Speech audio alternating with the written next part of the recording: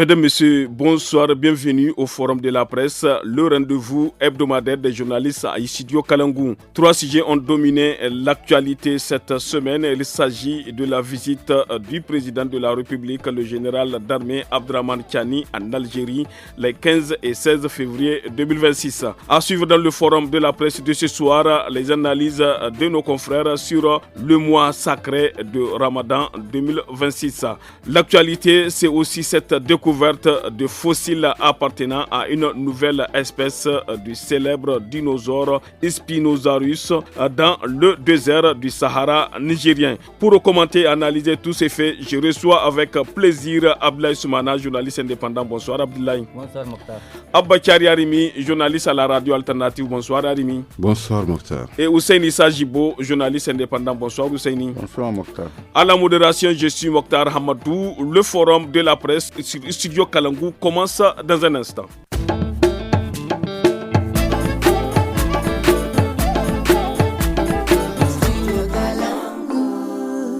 Le président de la République, le général d'armée Abdraman Tiani du Niger, a effectué une visite de travail et d'amitié de 48 heures en Algérie les 15 et 16 février 2026, marquant un réchauffement diplomatique majeur après plusieurs mois de tension. Invité par le président Abdelmadjid Tebboune, Tiani a rencontré son homologue pour renforcer la coopération bilatérale, notamment dans les domaines de la lutte contre le terrorisme et la criminalité transfrontalière, la gestion concertée des questions migratoires ainsi que le partenariat dans les domaines de l'énergie et mines, des infrastructures, du commerce et la formation, nous apprend le quotidien Le Sahel.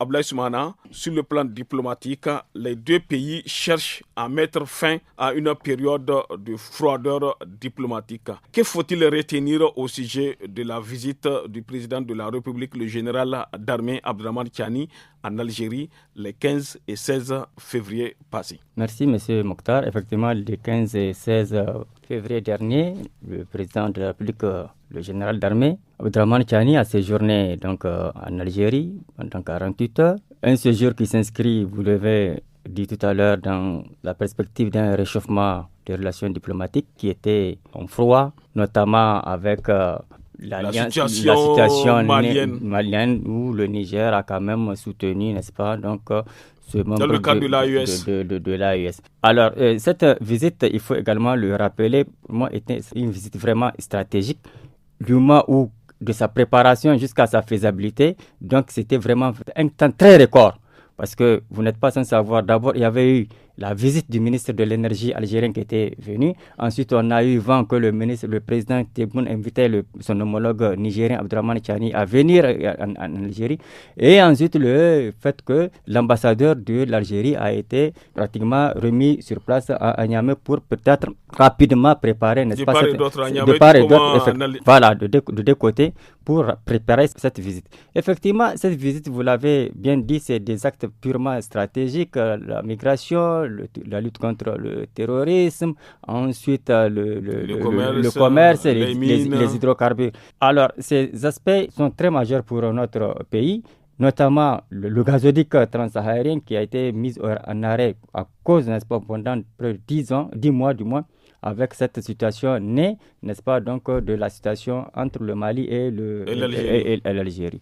Donc, d'une manière globale, il faut se féliciter de cette reprise en langue, n'est-ce pas, de ces deux pays, même si certains estiment que, peut-être que quelque part, le Niger est en train de faire un peu une fausse route, n'est-ce pas, pour ses amis de l'AES. Il n'en est rien. C'est une coopération purement bilatérale et stratégique, et ça conforte également les deux pays. C'est une situation qui pourrait arranger, n'est-ce pas, notre pays de l'AES. Merci beaucoup Abdoulaye Soumana. Abakari Arimi, sur le plan de renforcement de la sécurité, l'accent a été mis sur la sécurisation des frontières communes et la lutte contre le terrorisme. Quelle est votre opinion à ce sujet? Écoutez, malheureusement, on partage, selon les personnes bien informées, au moins 900 km, n'est-ce pas, de frontières avec l'Algérie. N'est-ce pas? Sans compter que l'autre pays de l'AES, le Mali, aussi en compte beaucoup. Et on le sait, en Afrique particulièrement, nos frontières sont très poreuses. Et comme vous le voyez, on peut supposer que l'Algérie a fait son temps, Mais un pays comme la Mauritanie n'est pas du tout concerné, n'est-ce pas? Parce que c'est avec le Mali que la Mauritanie a une frontière. Est-ce que l'Algérie a les moyens de sécuriser toute la frontière? Là est la question. Mais on sait que aussi l'Algérie a des moyens, y compris satellitaires, assez importants pour pouvoir vraiment régler cette question-là. Bon, malheureusement, même quand la crise du Sahel a commencé, parce que tout a commencé avec le démantèlement de la Libye, oui, certains sont passés par le Niger pour arriver jusqu'au Mali, mais certains seraient aussi passés justement par le territoire algérien pour regagner le Mali. Et donc vraiment, malgré tout, moi je pense que l'Algérie, si l'Algérie le veut, l'Algérie a tout à fait intérêt. Maintenant, leur intérêt pour le Sahara ou pour le nord nigérien, il est connu de tous, parce qu'ils veulent exploiter du pétrole nigérien. Ils veulent que le gazoduc, n'est-ce pas, transsaharien passe par la partie du Niger soit aussi achevé. Et on ne fait pas de telles infrastructures. Il y a même un projet de chemin de fer aussi entre l'Algérie et le Tchad, si je ne m'abuse. Et certainement, ça va aussi passer peut-être pour le Niger. Et ça, c'est des infrastructures, des moyens objectifs, n'est-ce pas, pour que l'Algérie ne favorise pas des attaques contre notre pays. Parce que, on l'a vu, déjà avec l'oléoduc qui quitte Agadem pour Cotonou, les attaques, c'est aussi ces genres d'infrastructures que les terroristes attaquent. Donc, l'Algérie, à mon avis, si toutes ces infrastructures sont mises en place, si le pétrole est exploité, ils n'ont pas de choix que de démanteler ce réseau vraiment terroriste qui nous empêche de dormir. Mais aussi, en matière toujours de terrorisme, oui, et d'espace, ce qu'on dit, c'est que c'est l'absence de l'État, c'est l'absence d'activité économique dans une zone qui crée le terreau pour le terrorisme. S'il y a toutes ces activités qui sont créées, non seulement les emplois, il y en aura pour les jeunes, mais aussi, quoi qu'il en soit, les États seront tenus de protéger toutes ces infrastructures qui vont rapporter économiquement sur le plan de la stabilité, sur le plan de l'intégration vraiment continentale et sous-régionale. Et donc, je pense que ça, c'est vraiment des critères, des moyens objectifs pour que l'Algérie se mobilise aux côtés du Niger. J'étais très confiant quand j'ai vu que les Algériens étaient aussi au Burkina. Une chose pour finir, c'est que nos dirigeants, nos responsables, comme les dirigeants algériens ou maliens ou burkinabés ou béninois, ou nigériens, ce qu'on doit se dire, c'est qu'on est voisins pour la vie. Ce n'est pas comme dans une maison où tu peux déménager parce que ton voisin ne te plaît pas. On est liés par l'histoire, mais aussi par la géographie. Il est impossible, à la limite, qu'on n'ait pas de frontières en commun. Donc vraiment, œuvrons pour que ces frontières-là soient les plus fluides possibles. Merci beaucoup, Abakar Yarimi. Ousseini Sajibo, dans le domaine de la coopération économique, des discussions ont eu lieu pour redynamiser les échanges et les projets structurants. Faut-il s'attendre à un grand changement dans les semaines ou mois à venir? Mais je pense que Mokhtar, c'est le souhait, n'est-ce pas? C'est le souhait. Avant qu'il n'y ait la brouille entre Alger et Niamey, qui a été favorisé un peu par ce qui s'est passé entre le Mali et l'Algérie. De manière informelle, les deux pays, la Libye, parce que je vais ajouter aussi la Libye, il y a un commerce intense entre ces deux pays-là et le Niger, notamment la région d'Agadez, la région de Difa, un peu la région de Zender. Les gens s'approvisionnaient là-bas et ça coûtait moins cher et c'était des produits de qualité. À l'occasion de cette visite, on entendait un certain nombre de choses. Il n'y a pas que les infrastructures lourdes, je vais dire, notamment le gazoduc et tout, et le bloc de Kafra, n'est-ce pas? Ils ont promis de faire un port sec à Agadez. Mais au-delà de ça, d'après ce que je lis dans le communiqué final, c'est qu'ils vont mettre en place des marchés le long des frontières. Des marchés communs, des zones franches pour pouvoir permettre aux populations de pouvoir s'approvisionner. Parce qu'aujourd'hui, les difficultés que les commerçants éprouvent, c'est des produits qui viennent d'ailleurs. L'Algérie est un géant dans la sous. En tout cas, dans le Maghreb, c'est un des géants. Même en Afrique, de manière générale, c'est un géant. Avec ce réchauffement, comment dirais-je, de la coopération, moi, je pense que c'est une très bonne chose. On ne peut pas, tout à l'heure, Rémi vient de dire quelque chose de très important. Il faut qu'on se le mette dans la tête. On partage des frontières en commun. On ne peut pas déplacer un pays parce que le voisin ne te plaît pas. On est obligé de s'entendre, n'est-ce pas? Maintenant, s'il y a des bruits, on s'assoit pour essayer de voir dans quelle mesure on peut les surmonter. Mais ce n'est pas le radicalisme qui peut permettre d'arranger, surtout un pays comme le nôtre, n'est-ce pas? Aujourd'hui, si tout ce qui a été dit, en matière de coopération, en matière de projet, ce qui a été dit, parce que quand j'ai un peu compté, on peut compter, au moins c'est une quinzaine de projets, hein, sans compter les infrastructures lourdes, comme je l'ai dit, notamment la transsaharienne, le bloc de Kafra. Il y en a dans le domaine de l'éducation, dans le domaine de l'agriculture, dans le domaine de la santé, n'est-ce pas, de la formation. Il y a des projets qui sont prévus, qui vont être mis en œuvre, n'est-ce pas? Et ce qui suscite l'espoir en moi, c'est qu'ils ont promis de redynamiser les cadres de coopération, les cadres qui existaient et qui sont tombés dans la léthargie, notamment la commission mixte nigéro-algérienne de coopération, avant la fin du premier semestre. Mais également, l'autre aspect, la sécurité, tu l'as évoqué. Il y a un mécanisme qui avait été mis en place. Ce mécanisme va être réactivé pour pouvoir permettre de sécuriser, en tout cas, la zone commune. Et moi, je pense que c'est une bonne chose. On ne peut pas se mettre et penser pouvoir évoluer dans l'autarcie. L'autarcie n'a jamais développé. Il faut faire des ouvertures partout. Non, il faut faire des ouvertures. On ne peut pas fermer les yeux. D'abord, quand j'ai entendu des gens dire on est en train de trahir les deux. Alors que ça peut être une ouverture même pour le Mali. Non, mais c'est une ouverture, le Mali aussi. On souhaite que. Quand le Niger gagne, le Mali aussi gagnera. La situation se rétablisse. De la même manière que le Niger et le Mali, le Niger et l'Algérie coopèrent, de cette même manière avec l'Algérie aussi, c'était la même chose, n'est-ce pas? Maintenant, quand j'entends des gens dire que non, on est en train de lâcher, je dis non, on est dans une confédération. Une confédération n'est pas une fédération. En matière de politique bilatérale, de coopération bilatérale, chaque pays, en fonction de tes intérêts, tu essaies de défendre tes intérêts. C'est comme ça que ça fonctionne. La preuve. Rapidement, quand ils ont fait venir, ils ont fait les échanges d'ambassadeurs, n'est-ce pas? Dans la même période, il y avait une délégation algérienne qui était au Burkina Faso, n'est-ce pas? Où ils ont, pour voir dans quelle mesure ils vont continuer la coopération. La coopération. Merci beaucoup, Hussein Issa. Merci à vous trois pour vos premières analyses sur notre premier sujet, la visite du président de la République, le général d'armée Abdraman Tiani, en Algérie, les 15 et 16 février 2026. Chers auditeurs, auditrices et internautes, restez branchés. Il nous reste encore 2 sujets à aborder. On observe une courte pause.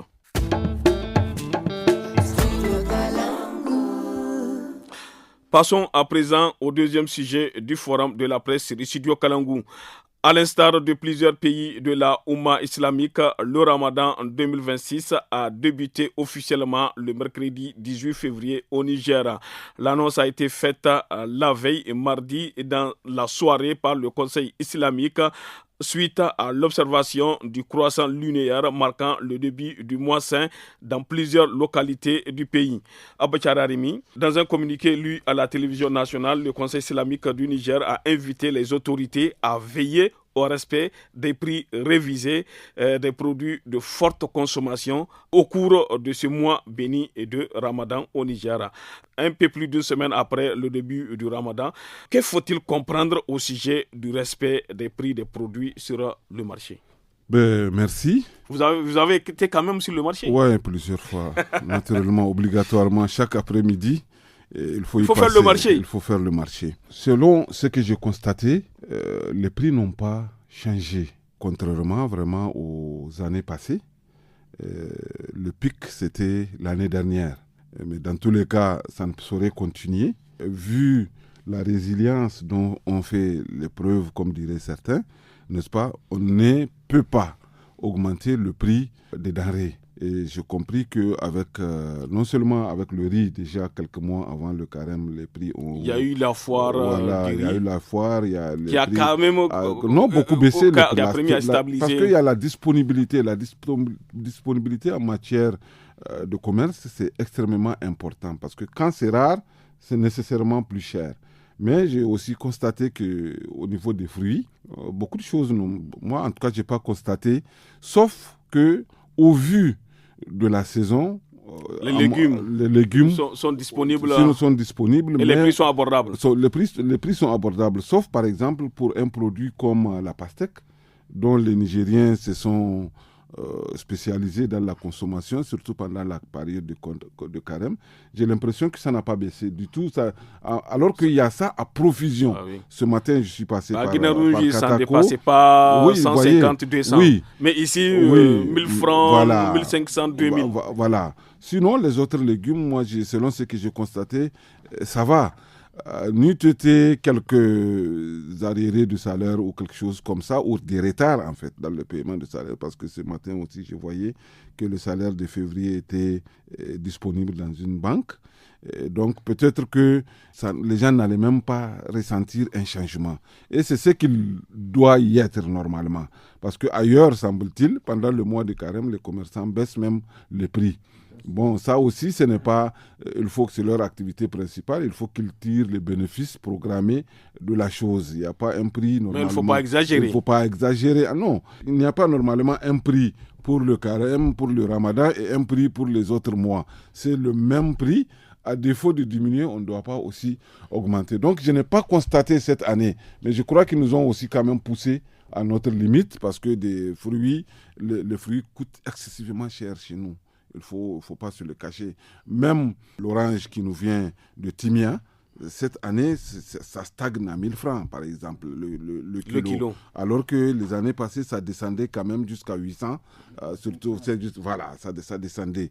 La banane, depuis la fermeture des frontières et que depuis que le gouvernement n'avait pas trouvé la parade de venir par le port de Lomé via le Burkina, le prix est monté à 1000 francs. Et ce n'est pas redescendu. N'est-ce pas? Alors que le coût du transport, bon, à mon avis, oui, c'est un produit très périssable, n'est-ce pas? Mais ils ont trouvé quand même le moyen de le faire venir régulièrement. Toute l'année, ça n'a pas coupé. Normalement, le prix devait revenir à son prix initial 600, 700. C'était 700.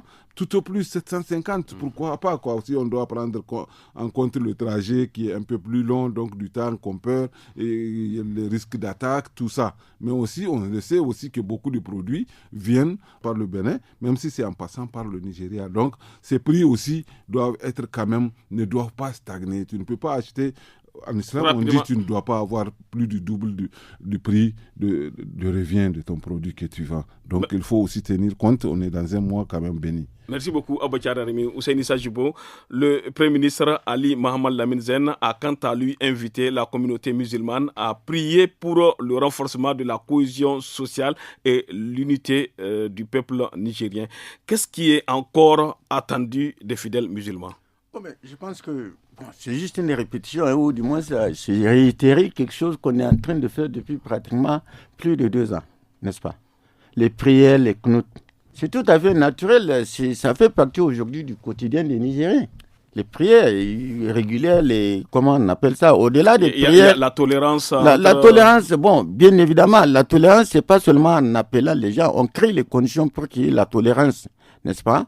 Le vivre ensemble, l'harmonie, l'assistance mutuelle, tout ça. Mais il faut éviter certaines choses. Le tout n'est pas de venir appeler les gens. Il faut créer aussi les conditions, n'est-ce pas? Parce que quand on crée dans un contexte comme ça, on ferme les yeux sur les injustices, n'est-ce pas? On a beau créer à la cohésion et à l'entente, à l'unité. Quand on ne veut pas corriger les injustices, il ne faut pas s'attendre à ce que ça donne un effet. Alors, appeler à la cohésion, quand de l'autre côté on demande à ceux qui n'en ont pas d'être résilients, pendant que ceux qui en ont déjà, on ne leur demande pas grand-chose, ils sont là et ils profitent même de l'État, ils profitent de peu de ressources qu'on mobilise. Ils doivent aider ceux qui n'en ont pas. Ça donne un sentiment, c'est pas eux, c'est l'État qui doit créer les conditions pour que ce soit l'inverse. D'aider les autres. D'aider les autres, de mettre en place des mécanismes pour pouvoir aider les autres. D'accord, au niveau du commerce, on a vu, il y a des efforts qui sont faits pour un peu stabiliser les prix, réduire les prix de certains produits, créer les conditions pour que ces produits soient disponibles, n'est-ce pas? Mais encore faudrait-il que les gens puissent avoir de l'argent. Quand on voit un peu ces 2 dernières années, il y a beaucoup de gens qui ont perdu comme ça leur emploi. C'est ça aussi. Il faut créer les conditions aussi pour qu'il y ait la justice sociale. Voilà un peu ce qui peut permettre, n'est-ce pas, de stabiliser la paix dans un pays. Merci beaucoup, Hussein Issa Djibo. Ablaye Soumana, le ramadan est l'un des 5 piliers de l'islam et occupe une place importante dans la vie du musulman. Selon vous, y a-t-il une particularité pour le ramadan 2026? Il n'y a pas de particularité majeure à part ce que mes deux autres collègues viennent de dire, notamment l'accès, la disponibilité des prix, la disponibilité des produits de première l'accessibilité. Et leur accessibilité. Bon, leur accessibilité, il faut nuancer un peu. Il faut avoir la bourse. Si vous n'avez pas les moyens, le produit il est disponible, mais sans les moyens, donc ça ne peut pas aller.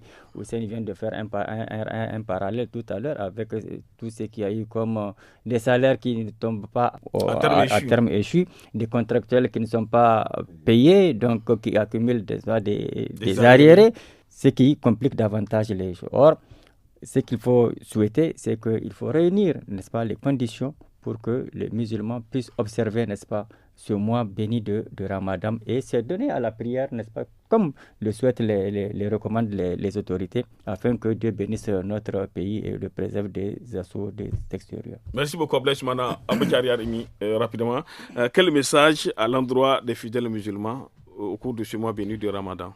J'appellerai, en fait, ce n'est même pas, c'est juste un rappel, je dirais, la tolérance, n'est-ce pas, doit être vraiment de mise. Parce que, on le sait, on a beaucoup de confréries dans notre religion. On a beaucoup de religions aussi. On a aussi beaucoup de religions, des personnes qui ne sont pas musulmanes aussi, avec lesquelles nous avons de tout temps vécu. Que la paix qui a toujours caractérisé notre pays sur ce plan-là, n'est-ce pas? Je crois que c'est tellement beau que celui qui nous voit pratiquer tous les jours peut être convaincu rien que par ça. Ça, c'est extrêmement important. Maintenant, au-delà, les commerçants. Nos commerçants, 99,99%, on le sait, c'est des musulmans, n'est-ce pas? Donc, faciliter la vie aux autres concitoyens. Dans tous les cas, tout le monde est client et presque tout le monde aussi vend quelque chose. Eh bien, dans ce que nous vendons, ayons un peu le temps vraiment de faciliter aux autres, mais aussi la solidarité est prônée pendant cette période-là. N'oublions pas d'aider notre voisin, d'aider. Il y a plusieurs façons de faire qui sont décrites dans notre religion. Vraiment, n'oublions pas d'aider les autres, c'est extrêmement important. Merci beaucoup, Abakari Arimi. Hussein Issa Djibo, rapidement, vos conseils à l'endroit les conseils, moi, je pense que d'abord, le jeune, tout est contenu dedans. Hein. Ce qu'on doit faire, ce qu'on ne doit pas faire pendant le mois de jeûne. Oui, mais justement, pendant pratiquement tout ce mois-ci, là, il y a les marabouts qui sont sur les antennes des radios, télévisions, pour rappeler aux gens le comportement à adopter pendant cette période-là. Moi, je pense qu'il faut s'en tenir à ça. N'est-ce pas? Et même au-delà, quand ça va finir, quand le mois va être bouclé, il faut que les gens continuent dans la même lancée. Moi, je pense qu'on ne peut pas aller au-delà de ce que le Coran a rapporté. Au-delà de cette période même, il faut que les gens s'en tiennent, écoutent les prêches des marabouts pour pouvoir appliquer de manière rigoureuse. Pour se corriger. Pour se corriger. Merci beaucoup, Hussein Issa Djibo. Merci pour vos... Rapidement. Mais c'est une période, selon ce que j'ai vu sur certaines télés, c'est une période où le carême chrétien se sont coïncidés. Donc, raison de plus, vraiment, pour montrer que ces deux religions révélées, n'est-ce pas, que nous reconnaissons que la religion chrétienne et reconnaissent la religion musulmane, c'est aussi, je crois, le moment, justement, Dieu ne fait pas les choses au hasard. Si ça coïncide, alors que avant c'était fait avec des mois d'écart et tout ça, je crois que c'est des signes qu'on doit être unis, solidaires, et vraiment que chacun pratique sa religion qu'il a choisie au-delà des différences. Merci pour vos points de vue. On prend une courte pause avant d'amorcer la troisième et dernière partie du forum. Spinosaurus mirabilis, c'est le nom d'une nouvelle espèce de dinosaure découverte dans la région d'Agadez par une équipe internationale conduite par le paléontologue Paul Serrano. Long d'environ 12 mètres pour une masse estimée entre 5 et 7 tonnes, l'animal se distingue des autres dinosaures par sa crête. Ousseini Sajibo, selon le paléontologue Paul Sirenon de l'Université de Chicago, il s'agit d'un gigantesque prédateur ayant vécu il y a environ 100 millions d'années durant la Crétacé. Et que peut-on retenir au sujet de cette annonce du paléontologue américain? Je vais dire une chose d'abord, c'est que c'est le paléontologue qui s'intéresse beaucoup plus au Niger. Je l'ai rencontré, n'est-ce pas, lorsque le premier dinosaure qui est exposé ici au musée national là, de Bouhama. Quand je l'ai rencontré, on a fait des entretiens avec lui, n'est-ce pas? C'est quelqu'un qui s'est intéressé notamment à Gadafawa, toute la bande là. Bien évidemment, il trouve des financements, y compris pour nos étudiants ici, qui vont à Chicago pour pouvoir, qui sont dans ce domaine-là. Moi, je pense que c'est déjà quelque chose d'important parce que il y a des coopérations qui sont nouées déjà avec entre les universités du Niger et les universités américaines. Pour ceux qui sont dans, comment dirais-je, l'archéologie, tout ça, et avec l'IRCH, tout ça. Je vais dire une chose, ça montre quoi? C'est pas une nouvelle, parce qu'on a découvert. Ça veut dire que les découvertes ne sont pas encore finies. Et ça montre une chose, ça montre que le désert dont on parle, le Ténéré dont on parle, n'a pas été Ténéré. Parce que ces gigantesques monstres-là, c'est des animaux qui vivent à côté, là où il y a de l'eau. Parce que j'ai cru comprendre quand j'ai lu, ils se nourrissent de poissons, entre autres. Ça montre que le Niger fait partie des plus vieilles espaces sur la Terre. Parce que quand on parle de 100 millions d'années, ça veut tout dire. Ça veut dire que ça n'a pas été de tout temps un désert, un machin, que le Niger regorge beaucoup d'histoires et certainement qu'on va découvrir autre chose. Parce que c'est vaste, on n'a pas fini d'explorer et certainement que les explorations vont continuer pour trouver. Bon, bien évidemment, que l'information soit publiée aux États-Unis, un peu en Occident, c'est tout à fait normal parce que c'est eux qui ont la capacité, les moyens nécessaires pour pouvoir aller jusqu'au bout. Mais ils le font généralement quand ils viennent avec nos étudiants qui sont dans le département histoire, archéologie. C'est avec les étudiants nigériens souvent qui font ce genre de travail-là, de recherche, de fouilles pour pouvoir trouver. Moi, je pense que c'est une bonne chose. Ça donne de la visibilité au Niger. En tout cas, en matière de découverte de dinosaures, d'ossements de dinosaures, le Niger fait partie des pays au monde où régulièrement on trouve des espèces qu'on ne croyait pas trouver dans le monde. Merci beaucoup, Ousseini Sajibo.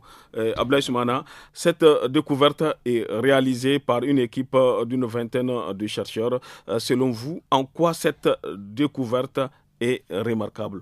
Elle est déjà remarquable à travers la taille, n'est-ce pas, donc de l'espèce qui a été découverte, notamment... Ousseini a évoqué les échanges entre les deux universités, l'université de Niamey et l'université de Chicago. Autre chose, c'est que ça fait en sorte que, le Niger, qui était mis sous l'effet de la rampe avec cette question d'intériorisme, d'insécurité, tout ça, maintenant, l'actualité, n'est-ce pas, se détourne sur le plan purement culturel et scientifique également, n'est-ce pas? Merci beaucoup, Ablaye Soumana. Abachari Arimi, selon les chercheurs, cette nouvelle découverte constituera l'une des premières preuves solides d'une nouvelle espèce de dinosaure depuis plus d'un siècle. En quoi cette découverte est importante pour le Niger de façon générale? Ça nous ramène à notre premier sujet sur les frontières et l'immuabilité des espaces qui sont là. Là, nous avons, où nos ancêtres ont eu la chance de nous installer ici, au Niger, et voilà que c'est comme les Égyptiens. Les Égyptiens, je dirais, une bonne partie de leur budget annuel est financé par le tourisme. N'est-ce pas? Donc c'est important pour le Niger, n'est-ce pas?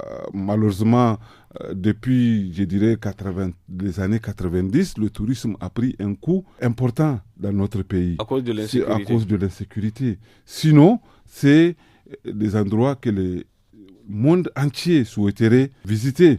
Et surtout que, on le sait, le désert nigérien, il est quasi sain. Il n'y a pas de moustiques, il n'y a pas de maladies qu'on puisse prendre. C'est presque vierge vraiment de l'action humaine pour beaucoup d'espaces. Et même cette découverte-là, vous l'avez vu, ce n'est pas là où les chercheurs cherchaient. Non, c'est un ressortissant de la zone qui les a y conduits, n'est-ce pas? Et ils ont fait une découverte que personne d'autre n'a eu à faire. Et on dit c'est depuis 100 ans que ça dure une telle découverte. Donc, ce qui fait que Maintenant, ce qu'on a retrouvé au Niger, c'est parmi les plus anciens, 100 millions d'années, c'est énorme.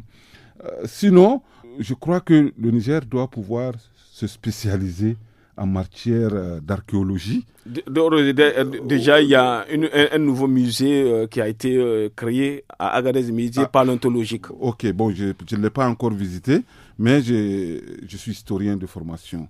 Et donc, les camarades j'ai au moins 2 camarades, n'est-ce pas, de classe, n'est-ce pas, jusqu'à maîtrise, on était au moins ensemble, Boubé et Daz, que le professeur Maga a bien voulu associer. On avait aussi la possibilité d'aller en archéologie. Nous autres, on n'est pas allés, mais eux 2 ont accepté. Ils sont actuellement à l'IRCH. Je pense que l'équipe doit être renforcée, mais tout est question de moyens. Vous avez vu, le professeur Serrano lui-même a parlé des difficultés qu'ils avaient, même aux États-Unis, même en Angleterre, de mobiliser les ressources pour venir faire cette découverte-là. Parfois, c'est sous notre nez, mais tant que la recherche n'est pas soutenue, parfois c'est cher. Une équipe d'une 20aine de personnes qui vient de Chicago, sans compter les Nigériens qu'ils vont certainement associer dans cette période d'insécurité où il faut... La sécurité. Voilà, donc tout ça, je pense que le Niger doit en faire un pôle de recherche vraiment important. Renforcer le département d'archéologie de l'université Abdou Moumouni de Niamey, parce qu'il y en a déjà, l'IRCH vraiment en fait sa chose. Et je pense qu'on doit pouvoir... Oui, les autres nous ont aidés parce que c'est une question de moyens à découvrir. Mais la suite doit être assurée par des spécialistes nigériens. Et je pense que c'est possible. Oui, c'est presque un luxe pour nous, sachant toutes les difficultés qu'on a à faire, même les petites recherches. Mais c'est une option. Aujourd'hui, je vous dis, les Égyptiens, ce n'est certainement pas les pharaons, ce n'est pas les ancêtres des Égyptiens. Oui, mais comment le Niger peut pleinement tirer profit de ces diades de découvertes-là? Mais il faut communiquer autour, n'est-ce pas? Et aujourd'hui, les climatologues disent qu'avec le changement climatique en cours, des parties du Niger pourraient reverdir. Les gens voient ça comme vraiment quelque chose d'un peu miraculeux, un peu comme une bizarre, parole de Messie. Voilà, mais ce sont des zones qui ont été déjà humides, comme vous le voyez. Parce qu'on ne pourrait pas trouver des vestiges de poissons là où il n'y a pas eu de l'eau, n'est-ce pas? Et même cet animal, si géant qu'il est, c'est la taille d'un éléphant. Un éléphant, si tu l'amènes dans le désert, dans la semaine qui suit, il va mourir.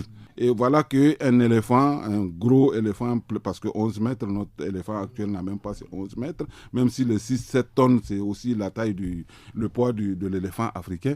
Donc, c'est de montrer à la face du monde que même là où on est, on a eu des pluies les 2 ans passés, là où il n'a pas plu depuis 10 ans, depuis 20 ans, depuis 30 ans. Absolument. N'est-ce pas? Donc, c'est des prémices. C'est des prémices, certainement. Mais il ne faut pas se le cacher, c'est vraiment un pôle... c'est une contribution énorme de notre pays à l'histoire de l'humanité, à l'histoire du monde entier. Merci beaucoup. Nous sommes au terme de ce forum de la presse du studio Kalangou. Merci à nos invités Abdoulaye Soumana, journaliste indépendant, Abba Arimi, journaliste à la radio alternative et Hussein Issa Jibo, journaliste indépendant. Merci aussi à vous tous, chers auditrices, auditeurs et internautes, pour votre fidélité au programme du studio Kalangou. Merci aussi à la technique assurée par Saini Saka. C'était Mokhtar Hamadou à la modération du forum. Merci à toutes et à tous. À la prochaine.